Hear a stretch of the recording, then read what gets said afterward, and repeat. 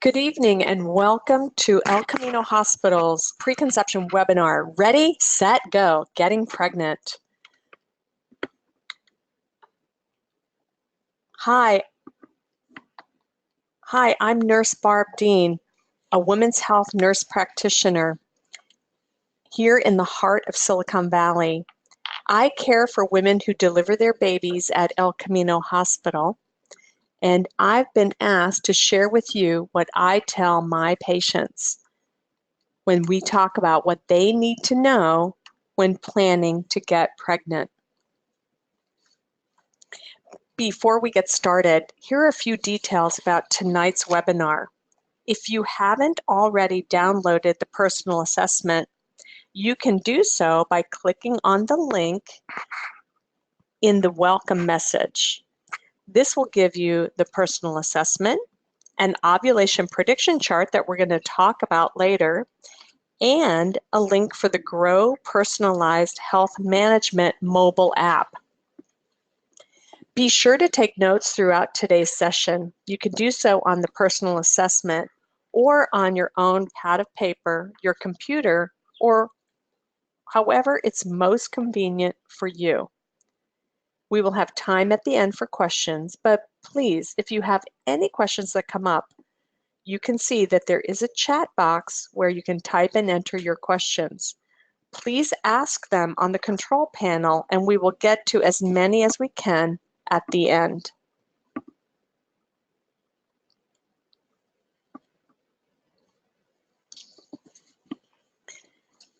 At the end of tonight's webinar, you'll be sent links with an email.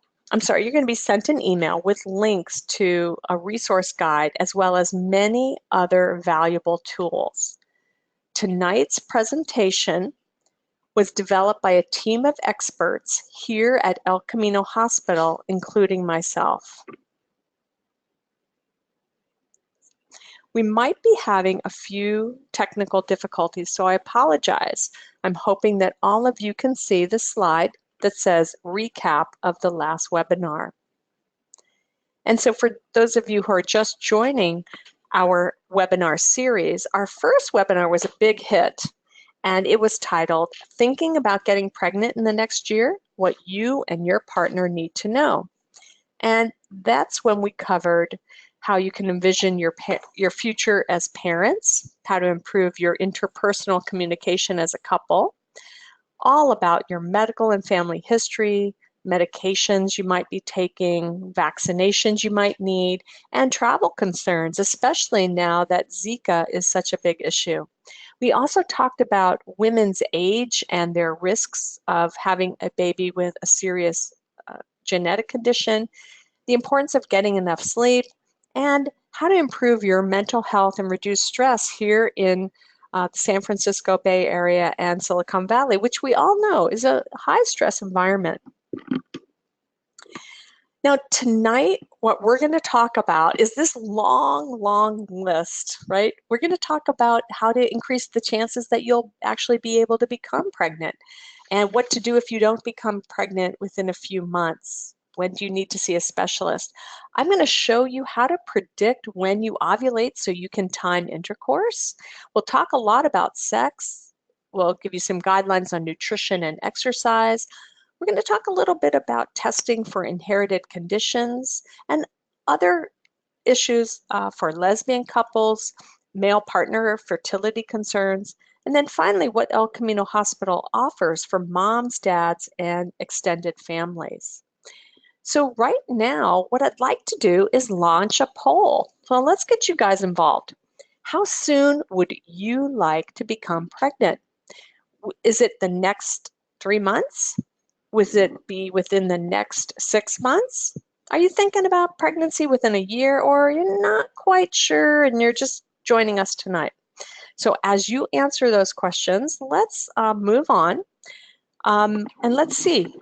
Well, about 70% of you would like to be pregnant right away in the next 3 months. Well, tell you what, you've come to the right place. About 15% would like to become pregnant in the next year, and about 10% want to become pregnant in the next 6 months. So as you plan to become pregnant, one of the most important things you can do to get your body ready, we kind of say that you're getting your nest built. You're building a nest as your body gets ready to carry a pregnancy. Um, one of the most important things you can do is to have good, healthy nutrition. And for women who want to carry a baby, we'd like you to get 2.5 to 3 cups of vegetables every day, 2 cups of fruit, lots of calcium-rich dairy from milk, yogurt, or cheese, plenty of protein and grains. In addition to an ideal diet, it's really important, especially for those of you who want to be pregnant in the next 3 months, to start taking a prenatal vitamin with folic acid and with DHA in it. Now, with fruit, let me just talk a little bit about that first. So many times people think that fruit and fruit juice are the same, but they're really not. It's important for you to actually have fruit because it has more pectin and fiber in it. And fruit juice is mostly just fruit sugar. When it comes to calcium and dairy, these are important nutrients for bone and muscle health, and it's recommended that women have milk, yogurt, or cheese and not to use supplements to meet their daily requirements for calcium, which is about 1,200 milligrams per day. That translates into about 3 cups of either milk, yogurt, or cheese. As you can see from this chart, though, that a lot of vegetables also contain calcium. For instance, collard greens, 1 cup cooked collard greens is about 226 milligrams, or about 1 serving of calcium. Now, your prenatal vitamin has a little bit of calcium in it, but it does not have 1,200 milligrams. So if you're not getting plenty of calcium-rich dairy every day, now's the time to start increasing that. And you know what? My favorite thing to do is to have chocolate milk. And when it's cold out, how about some hot chocolate? Well, what if you're lactose intolerant or you're lactose sensitive, or you find that having dairy causes gas or tummy troubles? You can rest assured that there are low and no lactose options for many, many dairy products that still provide you with that great dairy taste and the calcium, protein, as well as the 9 other essential nutrients found in milk and other dairy. You could also consider having Lactaid milk or lactose-free options found in almond, soy, or other beverages. Now, this chart shows you the amount of lactose in some of the dairy products. What you see here at the very bottom is that mozzarella cheese has less than 0.1 grams of lactose. Now, I'm Italian, so I like mozzarella cheese.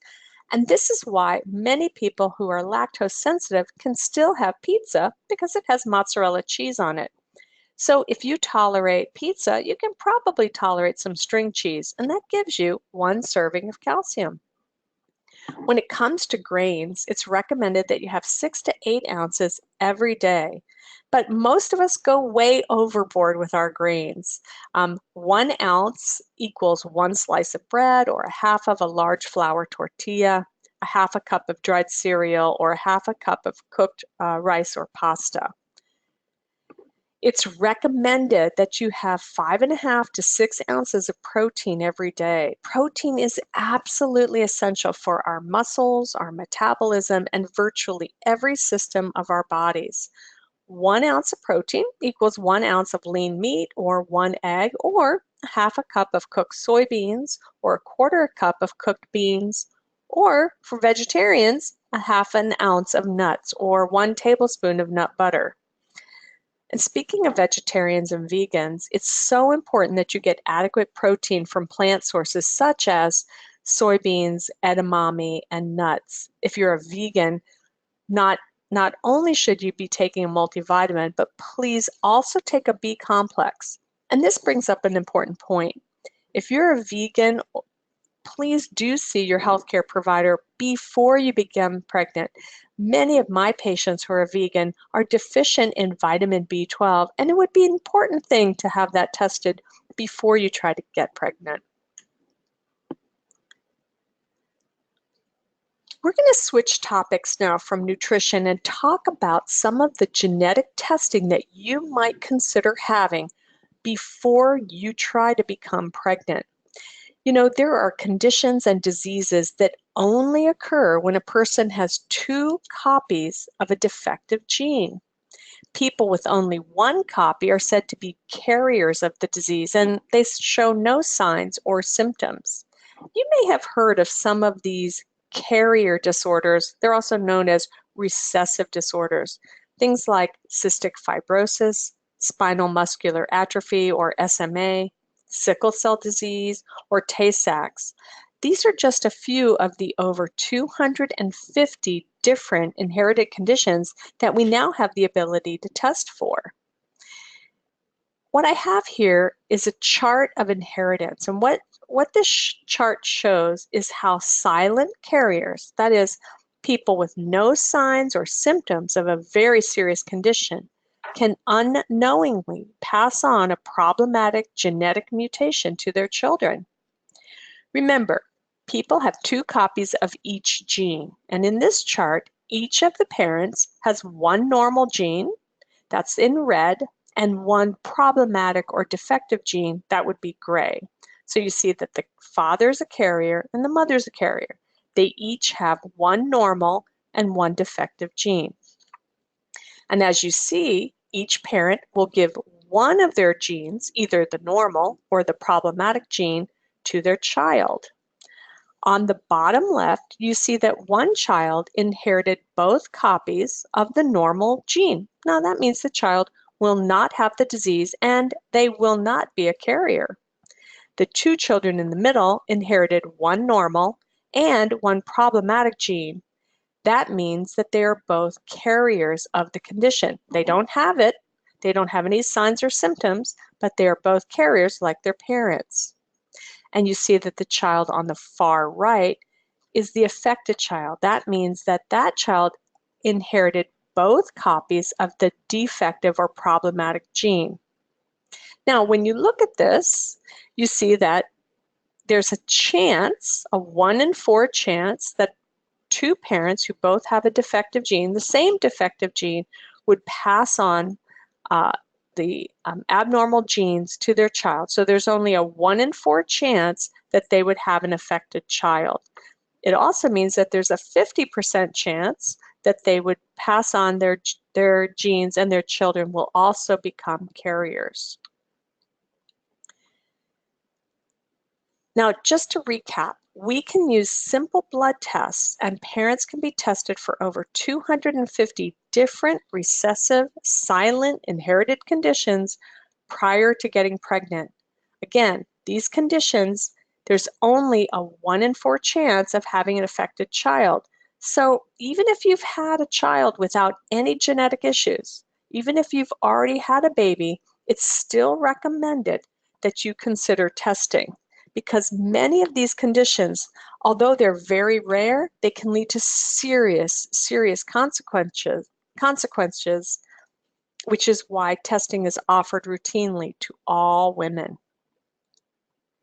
Now, we're going to talk about getting pregnant, but I want to remind you, before you start, before you stop taking or using your birth control method, be certain you're already taking a prenatal vitamin with DHA in it, which helps ensure baby's brain and eye development, and that the vitamin contains folic acid.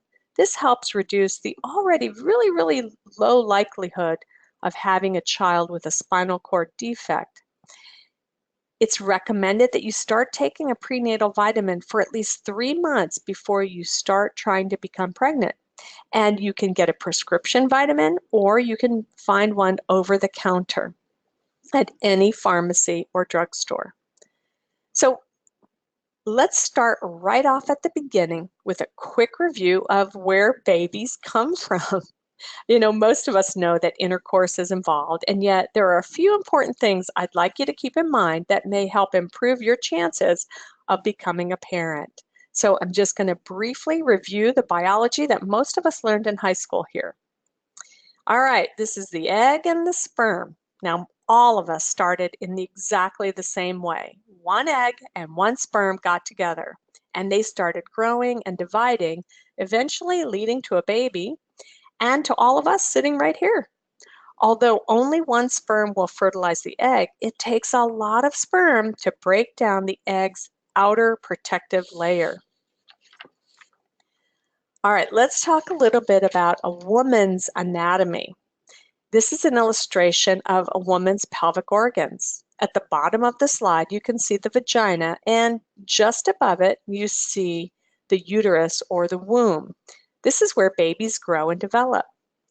On both sides of the uterus, you'll see that there are fallopian tubes and ovaries. The ovaries make the eggs, which travel down the tube, and if they're fertilized by a sperm, it will start a pregnancy. So, how long do you think sperm can live? This is a good question because we want to know, do they live for 1 day?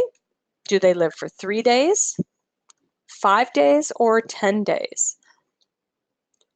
And this is important if you're trying to get pregnant because you want to know whether or not to time intercourse exactly on the day that the egg is released, or if you have a little bit of wiggle room. And the pun there was intended because sperm do wiggle when they swim. So as I'm waiting for those results, let's talk a little bit about the menstrual cycle. All right, so this is a picture or an illustration of the menstrual cycle. And what you see on the far, the far left. Oh, guess what? About 60% of you think that sperm live for 3 days, and about 30% think that sperm live for 5 days. And the rest thought that they live for 1 day or 10. Well, let's find out. I'm going to tell you in a few minutes how long sperm live. All right, so on this menstrual cycle, we see that on the far left, the menstrual phase is when a woman gets her period. That's when the lining of the uterus sloughs off and women will bleed. Approximately every month, a woman has a period, and at the same time that the bleeding starts, a new set of eggs develop in the ovaries. And those eggs need a while to develop before they ovulate. About 2 weeks after her period starts, most women will ovulate or release the egg into the fallopian tube. Eggs will live for 24 hours. And if there are sufficient sperm present in the tubes, they all work together to penetrate the egg's outer layer, and they allow just one sperm to enter and fertilize the egg. So here's the answer to our question. Sperm can live for about 5 days. That's right, 5 days. That means that a couple can have intercourse on a Monday, and there will still be viable sperm in the tubes on Wednesday, Thursday, and Friday. So a woman might ovulate later on in the week, and there'll be sperm present to fertilize the egg. Well, let's talk a little bit about fertilization. What you see on the left is on day 1. When one sperm enters the egg, the father's genetic material will mix with the mother's, creating a new pregnancy.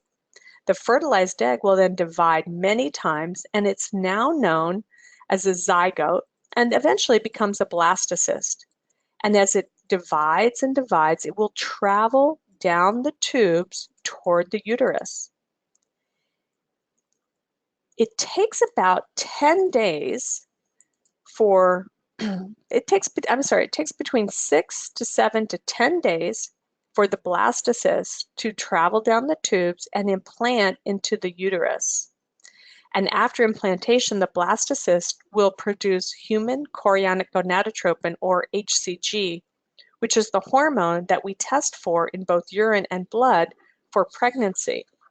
So just to recap, in order for a woman to become pregnant, she's got to ovulate, and a man must have sufficient healthy sperm to fertilize the egg. How do you improve your odds of getting pregnant? Well, if you're ready to become pregnant, the first thing to do is to stop using any birth control method that you might be using. And once you stop using the method, fertility returns immediately, and you do not need to wait for your body to be ready or for your body to clear hormones. That means that if you're using birth control pills, the contraceptive patch, or the contraceptive ring, or condoms, once you stop using them, you can get pregnant right away. And if you have an IUD or an implant and they get removed, fertility returns immediately. Remember, you do not need to wait for your body to clear the hormones for 1 week, 1 month, or 3 months. These hormones are out of your body within 1 or 2 days, so you can ovulate within days. So that means be sure you're really ready to get pregnant before you stop using your birth control method. And the only exception to this is for women who are using the Depo-Provera injections, and they may not have regular cycles or ovulate for several months. So most of the couples I talk to want to know how long it's going to take for them to become pregnant once they start trying. And on average, for couples where the woman is healthy and she has normal, regular menstrual cycles and she's under age 35, about half of couples will be pregnant within 3 months of stopping all their birth control. By 6 months, approximately 80% of couples will be pregnant, and by 12 months, 85% will be pregnant. And if people continue to try and try and try, after about 3 years, 91% of couples will be pregnant.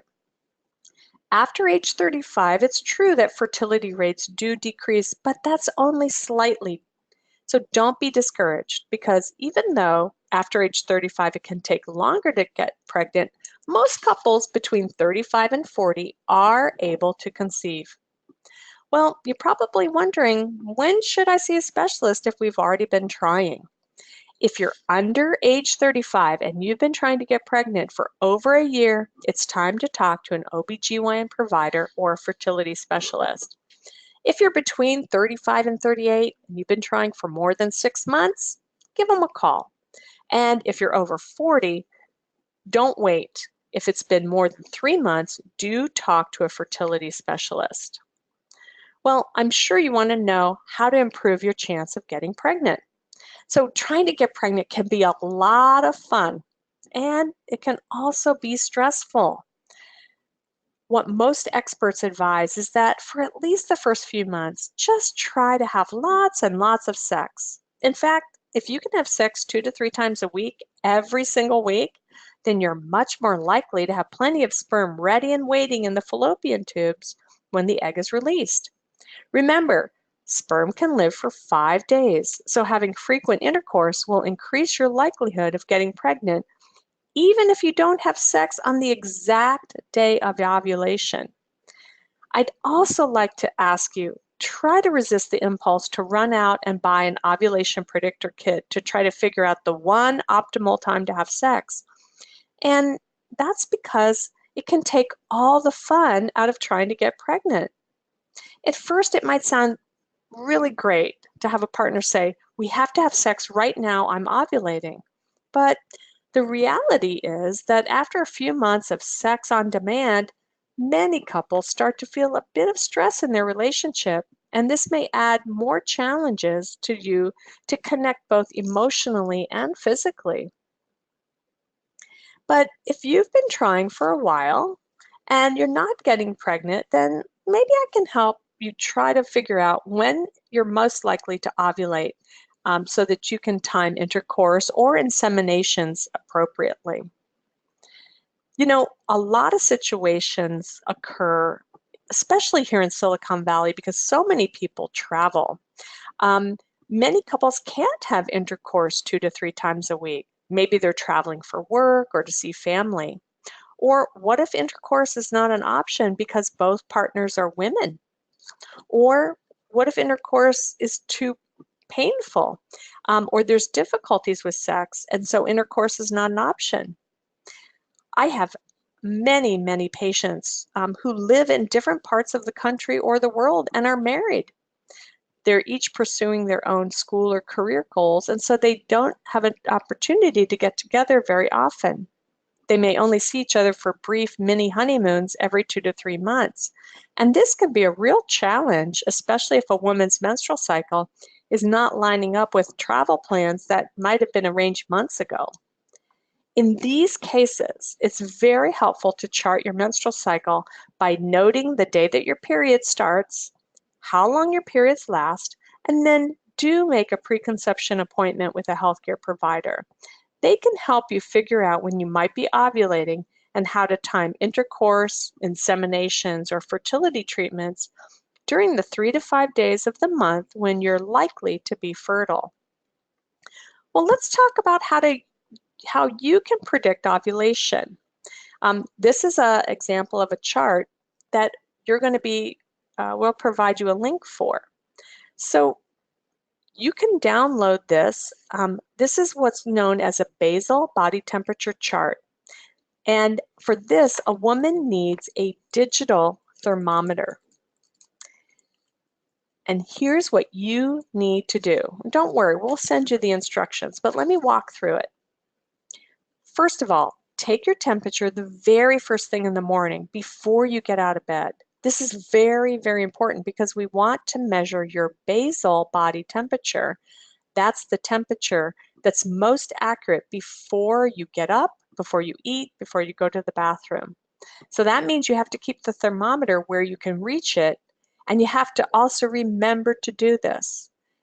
You have to take your temperature before you get out of bed. Now, you've probably noticed that I keep repeating myself, and that's because it's critically important.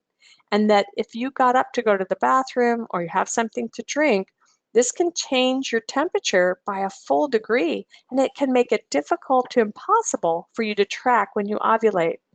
So you must not drink or eat anything. And then I'd like you to mark your temperature on the chart. In addition to checking your temperature, you can predict when you're going to ovulate by noticing the changes in your cervical mucus. And the cervix is at the very top of the vagina. It's just the very first part of the uterus. Many women will notice that their mucus and discharge on their underwear or on tissue after they wipe themselves looks different at different times in the menstrual cycle. The discharge is typically white prior to or before ovulation, and then yellowish after ovulation. However, during ovulation, the discharge is very, very different. It often resembles a clear mucus that looks like uncooked egg white. And if you notice this mucus, you can also stretch it between two fingers. Now, if you don't notice anything on your underwear, and if you're comfortable with this idea, you could insert a finger into your vagina to check for mucus. Around ovulation, there's usually a lot of clear, stringy mucus that you can stretch between your fingers. So if you insert your finger, you can look at what's coming out, and this might be just enough for you to time intercourse to know when you're fertile. And what I want you to know is that this mucus, it's kind of cool because it nourishes the sperm. And so your cervix produces it a few days before and during ovulation. So on your basal body temperature chart, you can also note what your mucus looks like. If you're using a lot of lubricant to have intercourse, it might be a little difficult to figure out what is ovulation mucus and what is lubricant, but don't worry. You can use your temperature and ovulation prediction kits, which I'm going to discuss in a minute. Now, here's the chart again. Now, this one's been filled out. So let's take a look at this. As you can see here, a woman's temperature is lower before ovulation, and then it gets higher after ovulation. The days circled in blue here are where you can see that the temperature goes from low to high, and that indicates ovulation. In addition, if you're checking your cervical mucus, you'll notice a change around ovulation, and you can note this on the chart. Usually by doing a chart like this for 1 to 2 to 3 months, you can start to figure out when you ovulate during your own unique menstrual cycle. Well, I'd like to talk now about ovulation prediction kits, or OPKs. Ovulation prediction kits detect a hormone known as the luteinizing hormone that signals that ovulation is about to occur in the next 24 to 36 hours. Luteinizing hormone is always present in a woman's body, but it needs to spike to a high level to trigger the ovary to release the egg. These ovulation prediction kits detect that spike in the luteinizing hormone. And depending upon which brand you use, you will either hold a stick under you as you urinate, or you'll urinate into a cup and then dip the stick into that. There will be colored lines that appear if the luteinizing hormone is spiking. If you are using a digital ovulation prediction kit, then symbols such as a smiley face will appear, and that will indicate that you're fertile. It's best to test your urine sometime between 10 a.m. and 8 p.m. Do not test first thing in the morning because you're just going to waste the ovulation prediction kit, okay? You're not going to get a spike first thing in the morning because your urine is really dilute from the whole night. So please wait until 10 a.m., between 10 a.m. and 8 p.m. Now, if a woman has a monthly period every 28 to 30 days, then it's recommended she start testing her urine on day 11 of her cycle. And remember, day 1 is the first day that you have your period. If her cycles are irregular, then it's helpful to chart your temperature for a month or two to see when you're likely to ovulate. And speaking of long, irregular cycles, I'm going to give you an example here of a person who has a 38-day cycle. Well, when should she start testing her urine? First of all, you have to figure out how long your cycles are. And so to do that, what you do is you mark on a calendar or on an app day 1 of your menstrual cycle, okay? And you count the number of days that you have bleeding or that your period lasts. Once you know how long your typical cycles are, then you can make an educated guess about when your next period will start. Then, when you think, okay, maybe I have a 38-day cycle like this person, you count backwards on the calendar 17 days from when you expect the next period to begin. And in this example, this woman has a 38-day cycle. So when we count backwards 17 days from February 8th, she would start the ovulation testing on January 2nd. Now, this is not when we expect her to ovulate, but this is when she should start testing her urine for the LH spike using the ovulation prediction test. In this case, she should start testing her urine on January 22nd. That's 17 days prior to her next expected period. I hope that makes sense. You know, a lot of this stuff is really complicated, and we're just giving you a lot of basic information. But this is why a preconception visit with an OBGYN provider or a fertility specialist can really help you and your partner get pregnant. So to predict ovulation, you can combine all 3 methods. You can check your temperature using a basal body temperature chart and a digital thermometer. You can check your cervical mucus, or you can use a urine-based ovulation kit. This helps you determine when you're ovulating, when to time intercourse or an insemination. So let's talk a little bit about the male factor. It's not surprising that making a baby requires sperm from a man, but what might be surprising is that about 1/3 of all cases of infertility are not due to the woman, but are due to a male factor. Sperm are produced in the testicles. These are located in the scrotum under the base of the penis. This location protects sperm from the slightly higher temperatures within a man's body, and this ensures normal sperm development. Sperm are produced all the time, and they take about 2.5 months to mature. Sperm are ejaculated through the penis within a fluid known as semen.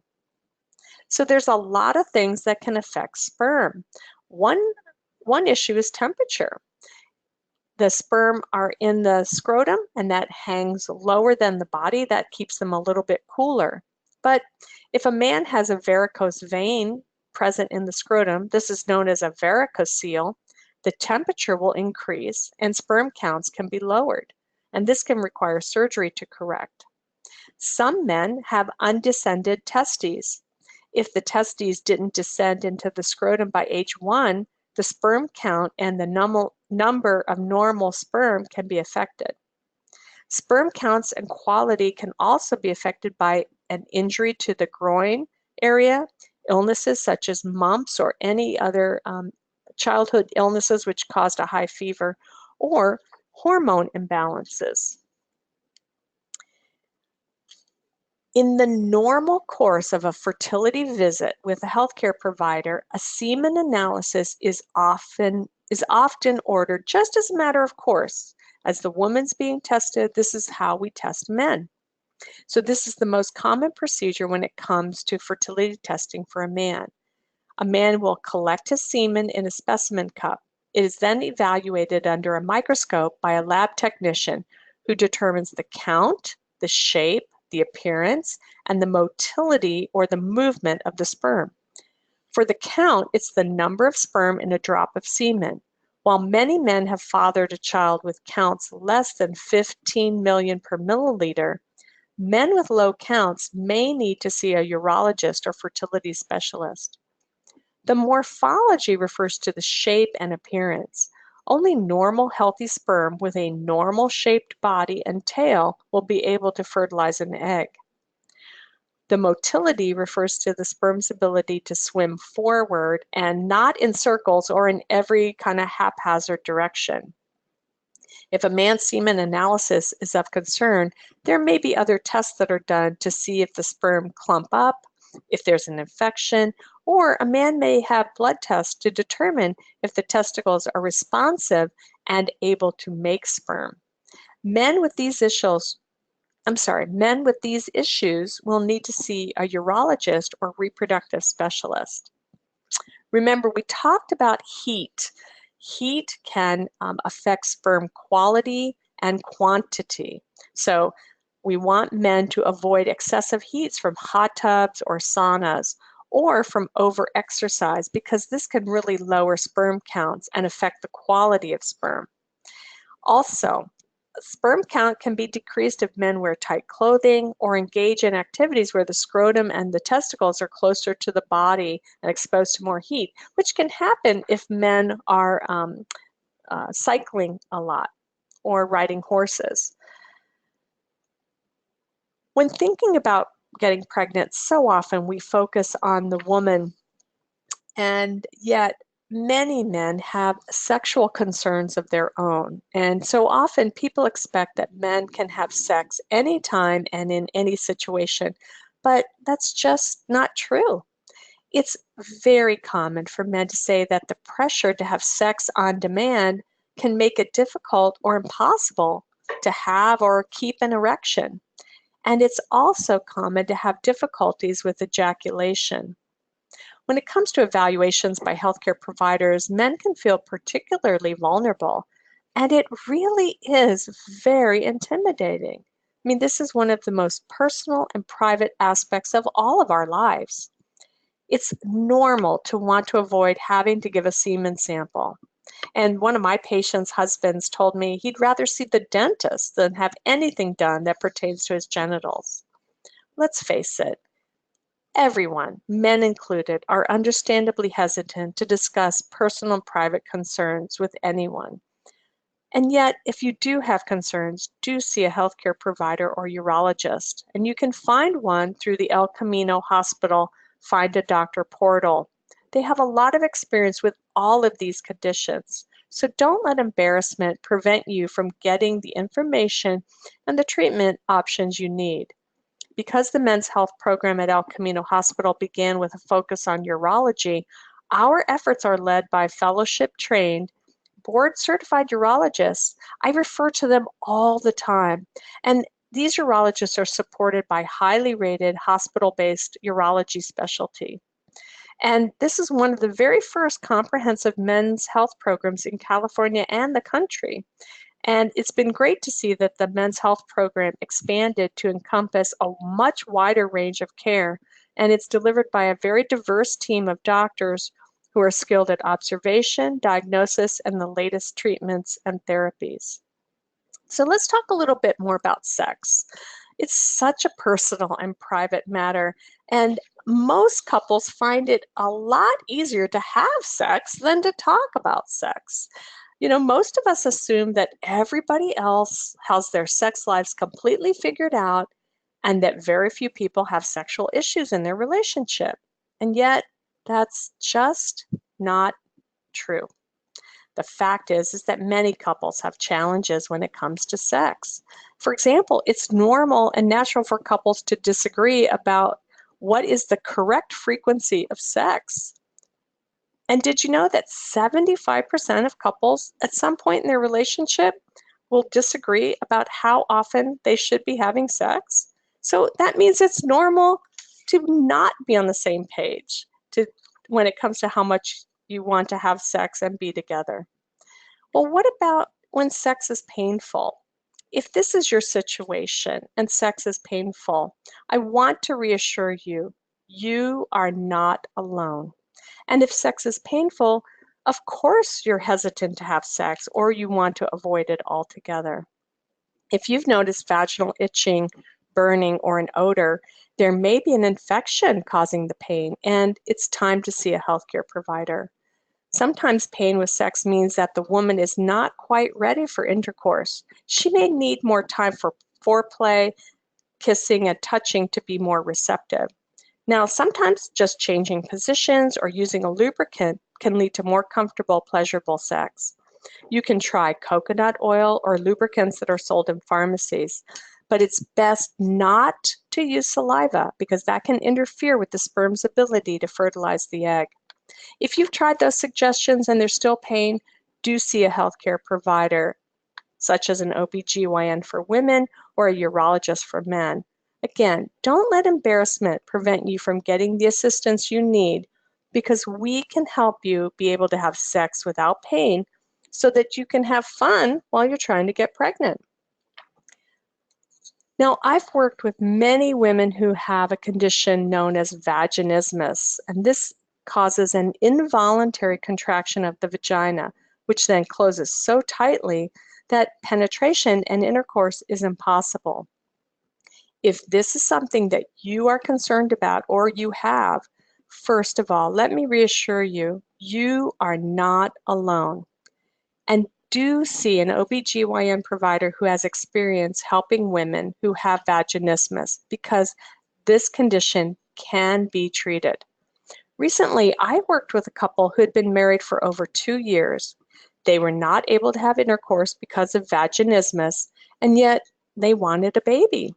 And they were getting a lot of pressure from their in-laws to have a baby. We provided instruction, education, and a treatment program that they could work on in the privacy of their own home. We followed up every few months on their progress, and I'm really happy to report that within a few months, not only were they able to have intercourse, they became pregnant. So if you or someone you love has vaginismus or any sexual concern for that matter, please do seek help. Well, what about for women who are in relationships with other women? There are so many issues you'll want to consider before you get started trying to have a baby.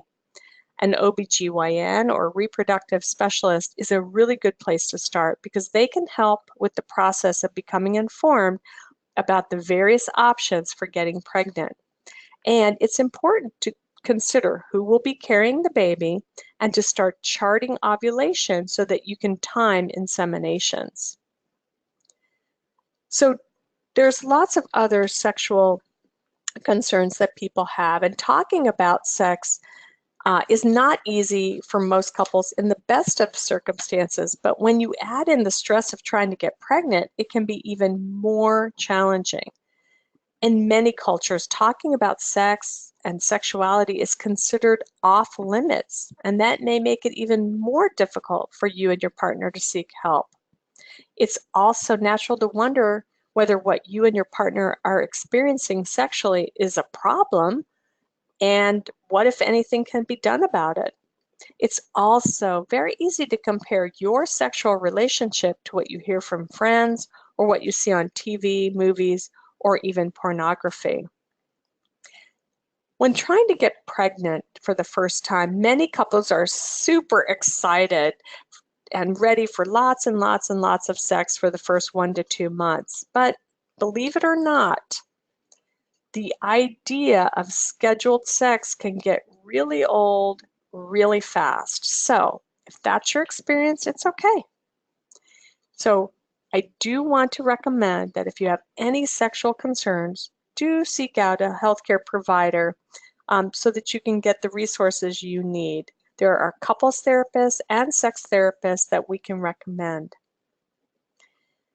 Now, many couples find that unresolved anger can sneak into a bedroom and leave couples resentful and unable to communicate effectively toward their shared goal of getting pregnant. As you and your partner consider becoming parents together, the very best gift you can give your much wanted and anticipated baby and child is a good relationship with each other. And yet, what happens is that it's a lot easier to have sex than to talk about it. But I have a secret for you. The most important sexual organ is not between your legs. It's between your ears. It's your brain. And it's your ability to communicate. So here's a few tips that can help. First, acknowledge that talking about sex can be difficult and that you both have the same goal, having a loving and respectful relationship. Then try to voice your concerns with love, avoiding any blaming or shaming or using the words you always or you never. Remember, sexuality and the stress of trying to conceive a baby makes everybody feel vulnerable, and it's important to try to listen without becoming defensive. And I want to give you an example of a real conversation between a couple who are having sexual concerns. I'm just going to read this to you. Honey, I know that talking about the sexual part of our relationship is a sensitive topic, and yet I'm concerned about what's happening when we make love. We both want to get pregnant, and I think it would be helpful for us to talk to a specialist.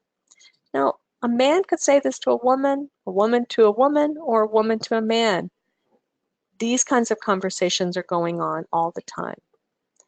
Now, for those of you who want to try to work on having orgasms or want to work at home on some of your sexual issues, these are some books you might consider.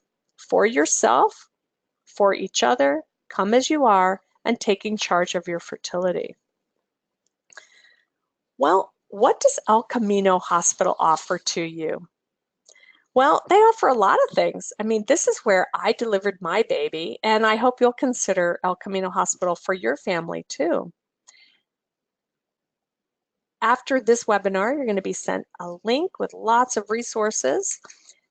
We can help you choose an OB provider. We have lots of options such as midwifery and doulas and other community resources. You can also use the search tool on El Camino's website to find a doctor where you can find culturally appropriate referrals to providers who speak your language. You'll also get access to our Health Library Resource Center. In addition, El Camino offers many culturally appropriate programs and services related to specific health concerns, such as diabetes and heart disease in people from India and South Asia, and hepatitis in people from China and other parts of Asia. We also have the South Asian Heart Center and the Chinese Health Initiative. We have on-site translation services for family and patients. And what I love is that our hospital has a variety of yummy foods from all over the world. Every single day, I recommend to my patients the support classes offered throughout pregnancy and during parenting. There's childbirth preparation, new parenting classes, and breastfeeding classes. We also have lactation consultants who visit every single mom after they deliver a baby, as well as a lactation center where there's breast pumps and drop-in help, as well as many supplies that new moms need. In addition, a lot of people are really happy to see that all the delivery rooms are private with comfortable fold-out beds for partners. Well, What if you're joining us, but you're already pregnant? Well, I'd like to just say congratulations. It can be very overwhelming and exciting, and I'll bet you have a million questions. Here's some information about what to avoid until you can see a prenatal healthcare provider. Remember, if you're not already taking a prenatal vitamin, then start with one with folic acid and DHA in it. You'll need to avoid the following: aspirin, non-aspirin pain relievers such as ibuprofen, naproxen, Advil, and Aleve. It's important to avoid raw meat, raw fish, and unpasteurized juice, as all of these can cause serious food poisoning, and pregnant women are much higher risk for food poisoning. If you're using any tobacco, alcohol, or recreational drugs, now's the time to stop. And if you have cats or you are regularly in contact with cat litter, now is the time to avoid that, because cat litter and cat poop or cat feces can contain a parasite called toxoplasmosis. If you are pregnant, do make an appointment with a prenatal provider, and you can use El Camino Hospital's Find a Doctor link. Wow, we have covered so much today. Our next webinar is called, Hey, You're Pregnant. Congratulations. Now what? You'll be receiving an email with an invitation to the next webinar, as well as a link for the resource guide. Tonight, we covered preconception nutrition, testing for inherited conditions, how to chart your fertility, how to improve your chances of becoming pregnant. Gosh, we talked about sex a lot. We talked about male concerns, where you can find more resources. I hope you found this helpful, and I want to thank you again for joining. And now I'm going to answer a few questions. So our first question is almond milk a good substitute for 2% milk, or is low-fat, fat-free milk better? You know, a lot of people are surprised to learn that in almond milk, there's only 4 actual almonds in the almond milk, and that almond milk contains quite a bit of sugar and salt to make it more palatable. If you like dairy milk or cow's milk, it's recommended that you have that instead of almond or other milks, because they have no other additives. There's no antibiotics in it. So I caution people to use milk, yogurt, or cheese. The next question is, how effective are ovulation predictor kits for women with polycystic ovarian syndrome? For women with polycystic ovarian syndrome, if they're using metformin and they've charted their fertility with temperature charting, they can try using LH predictor kits. Most women with PCOS can have a spike in LH if they're using metformin. But if you've got PCOS or polycystic ovarian syndrome and you've been trying for more than 3 to 6 months, it's time to see a healthcare provider, because there's very good data that shows that metformin plus other medications will increase not only the likelihood of ovulation, but of you having a pregnancy and a live, healthy baby. Is it recommended to use preseed, which helps with the dryness? Yes, preseed, for those of you who are not familiar with it, is a lubricant that women can use that does not interfere with sperm quality or count. So preseed is one of the safest lubricants a woman can use if there's any dryness. The next question is, why is it important for women to have a prenatal vitamin with folic acid? When women have adequate folic acid for at least 3 months prior to becoming pregnant, it decreases the already super low risk of having a baby with a spinal cord defect or a neural tube defect. So it's important to be on the folic acid for at least 3 months before trying to get pregnant. Are there any ways for men to increase their sperm counts? There are. So for men who want to increase their sperm counts, first I'd like you to avoid hot tubs, saunas, and cycling or horseback riding, and anything that causes you to overheat. Some men spend a lot of time at the gym, and although they may not be cycling, if their body temperature gets too high, it can affect their sperm count. If you haven't had a semen analysis and you're concerned, or your partner hasn't been getting pregnant, I think it's good to get a baseline semen analysis. And then there are medications that men can take. These are prescription medications that can improve their sperm count. The next question is, what exercise program should I do to help me get pregnant? This is such a great question. For women, it's important to exercise regularly all the time because that improves your overall health. And women who are in good general health are more likely to get pregnant. Women who are at a normal body weight are also more likely to get pregnant. You don't have to join a gym, but regular walking, cycling, hiking, swimming, these are all good exercises to help you stay healthy. How do you increase your mucus during ovulation? This is a good question. Some healthcare providers recommend that women use a medication like Mucinex or Robitussin at the time of ovulation because it helps them have a little bit more of this thin mucus. Some don't recommend that. So what I would do is I would just try having sex on your own for a couple of months, and then if you don't become pregnant, do see a healthcare provider for some specific instructions that pertain to you and your situation. Is fertility yoga actually helpful in getting pregnant? There's a good question. There's no data that shows that fertility yoga or yogurt. No, there's no data that shows that fertility yoga improves the chances of getting pregnant, but there's no data that shows it doesn't. So if you like doing yoga and you want to get pregnant, why not?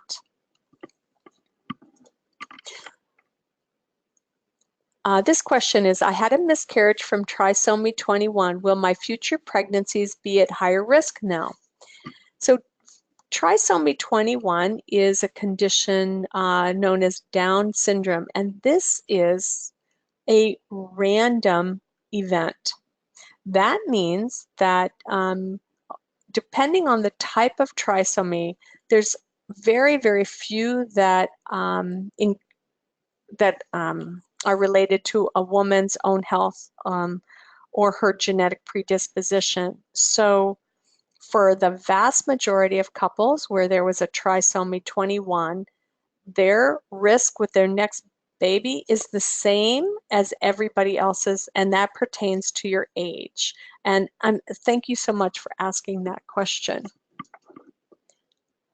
If a woman has PCOS, can she conceive a twin? Now, PCOS is polycystic ovarian syndrome.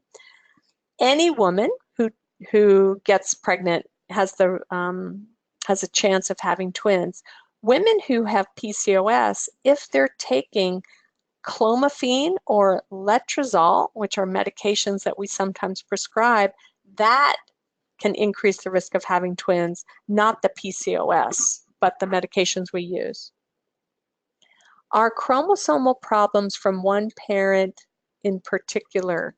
I'd like you to ask, I'm sorry, I'm not understanding that question.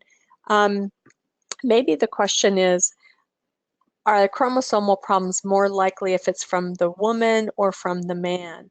The chromosomal problems like Down syndrome, trisomy 21, trisomy 13, and trisomy 18 are related to the woman's age. So when women are over age 35 or over age 40, they're much more likely to have a baby with Down syndrome. But remember, those risks are pretty low. So just let me put that into context. At age 40, a woman's likelihood of having a baby with a trisomy is about 1 in 100. Next question, is morphology very important if count is good? Well, that's a good question. So when we do a semen analysis, if a man has over 15 million sperm, we only need 4%, only 4% of the sperm to be normal for that man to have what's known as a normal semen analysis. So the more semen you have, the better, because we don't need that many. And remember, 4% is pretty low to be normal to fertilize an egg. Is there a local resource for dieting while trying to get pregnant, or home delivery food service that has pregnancy-specific meal plan?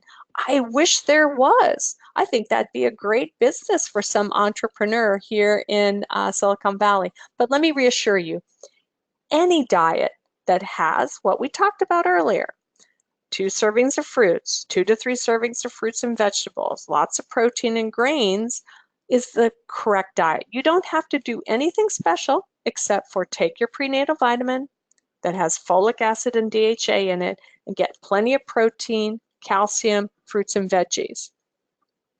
How do we make sure, this is a good question, how do we make sure that the male ejaculates inside? Sometimes I feel fluids outside of my genitals after intercourse. Is this normal? Yes, it is.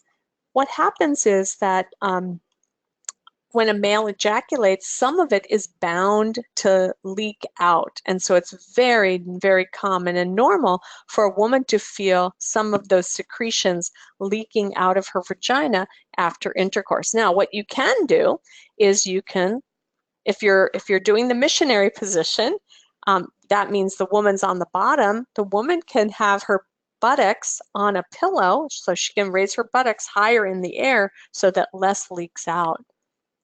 How much does stress affect your ability to get pregnant? Well, that's something we talked about in the last webinar. Stress absolutely affects your ability to get pregnant because stress affects a woman's dopamine levels, her serotonin, and all of that can affect the menstrual cycle. So it's kind of hard because we can't really say just relax and you'll get pregnant, because that doesn't work. But whatever you can do to reduce your stress, whether it's increasing your sleep, trying some mindfulness or meditation, or maybe regular exercise can reduce your stress. This is a great question coming up. Is it important to have deep penetration for conception? Actually, no. Some couples cannot achieve deep penetration. As long as there's some penetration and the semen and the sperm get into the vagina, the sperm will do their job, swim up through the cervix, and hopefully find a willing egg. Guess what time it is? You know what? I think it's 8:30, and I think it might be time for us to conclude this amazing webinar. You guys had great questions. Remember, we're going to send you an email with an invitation to our next webinar, as well as links for lots and lots of resources. And I want to thank you again for joining. You'll also get a copy of this webinar. And if you want, I posted the first webinar on my Facebook page, Nurse Barb Dean, and Dean is spelled D-E-H-N. I'd also like to request that you follow me on Facebook and on Twitter, and that's Nurse Barb Dean, D-E-H-N. We're also going to send you a survey after this, and please, please, please let us know what you liked, what you didn't like, and what kind of information you'd like with this and future webinars. So again, thank you for your time this evening. I hope you have a great day, and good luck getting pregnant. Take care. Bye-bye.